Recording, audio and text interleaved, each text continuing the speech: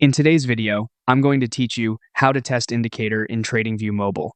By the end, you'll know exactly how to bring an indicator onto your chart and start evaluating how it behaves with live price action, all from your phone.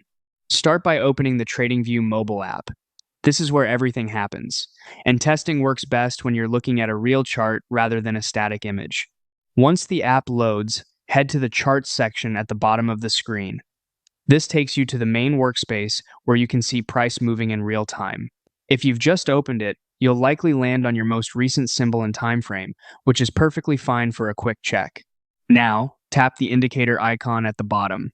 Depending on your device, it may show as FX or say indicators. This opens the indicator library, your hub for built-in tools and community scripts. Think of this library as the toolbox. Each item adds a visual layer or calculation to help you interpret price. From here, choose the indicator you want to test and tap it to apply. You can scroll through categories, use the search bar to find a specific name, or glance at brief descriptions to understand what each one does. As soon as you select it, the indicator appears on your chart either overlaid on price, like moving averages, or in a separate pane below, like oscillators. Give the chart a moment to render, then observe how the indicator responds to recent moves.